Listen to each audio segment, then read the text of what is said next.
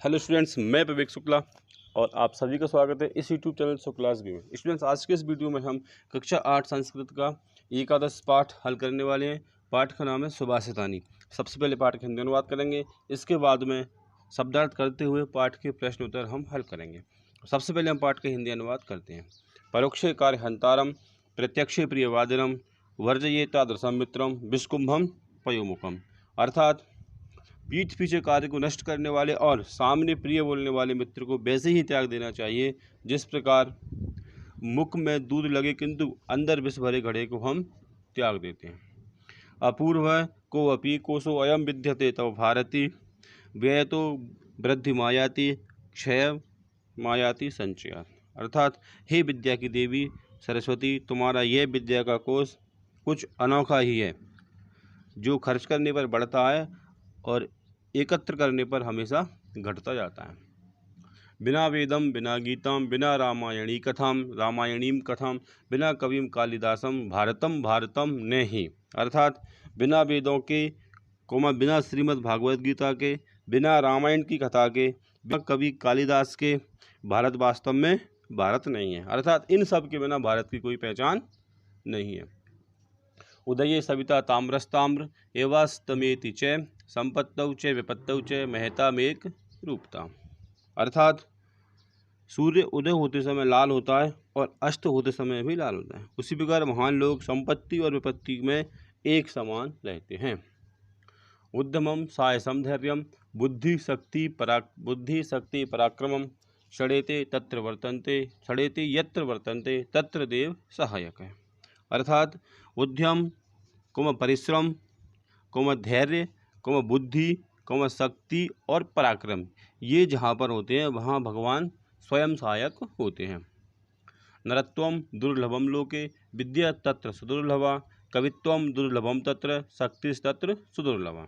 अर्थात संसार में मानव जन्म कठिनता से प्राप्त होता है, उसमें भी विद्या उसको बहुत बड़ी कठिनता से प्राप्त होती है। उसमें कवित्व या अर्थात कविता करना और भी अधिक कठिनता से प्राप्त होता है। फिर उसमें कविता करने की क्षमता बहुत अधिक कठिनता से प्राप्त होती है। अयम निजय परोवेति गणना लघु चेतसाम उदार चरितानाम तु वसुधैव कुटुंबकम। यह मेरा है, यह उसका है, ऐसी छोटे मन वालों की सोच होती है। उदार हृदय वालों के लिए तो संसार, सारा संसार ही उनका परिवार होता है।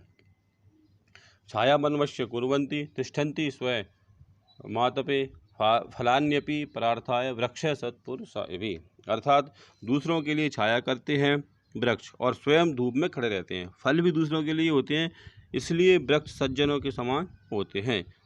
जैसे कि सज्जन दूसरों के लिए कष्ट सहन करते हुए भी उपकार करते हैं, उसी प्रकार वृक्ष भी दूसरों के लिए हमेशा कष्ट सहन करते हैं और फल भी दूसरों को ही देते हैं। निंदन्तु नीति निपुणा यदि वा स्तुवन्तु लक्ष्मी समाविशतु गक्षतु व यथेष्टम अवैध्य माँ मरणामस्तु युगान्तरे वा नयात पथ प्रविचलन्ति पदम न धीरा। अर्थात धैर्यशील मनुष्यों की नीति में कुशल विद्वान निंदा करें या प्रशंसा करें, इच्छानुसार संपत्ति आए अथवा दूर चली जाए, मृत्यु आज ही आए या वह कई युगों तक जीते रहे, परंतु वे न्यायोचित मार्ग से एक पग भी विचलित नहीं होते हैं। स्टूडेंट्स, ये तो था हिंदी अनुवाद। अब हम पाठ के शब्दार्थ पढ़ते हैं। शब्दार्थ संपत्तौ अर्थात संपत्ति में से लेकर के और स्तुवन्तु अर्थात स्तुति करे, यहाँ तक आप अपनी पाठ्य पुस्तक से याद कर सकते हैं। इसके बाद प्रश्न नंबर 1 एक पदेन उत्तरम लिखत का संपत्तौ विपत्तौ च केसाम एक रूपता, इसका उत्तर आएगा महताम। इसके बाद अस्त समये सूर्यस्य वर्ण के भवति, इसका उत्तर आएगा ताम्र। अगला नरत्वम दुर्लभम कुत्र, इसका उत्तर आएगा लोके।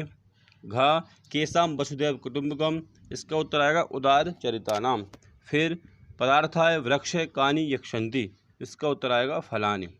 प्रश्न नंबर 2 एक वाक्येन उत्तरम लिखत सूर्यस्य वर्ण ताम्र कदा कदा भवति, इसमें कदा कदा की जगह हम उदय काले अस्त काले च ऐसा लिखेंगे।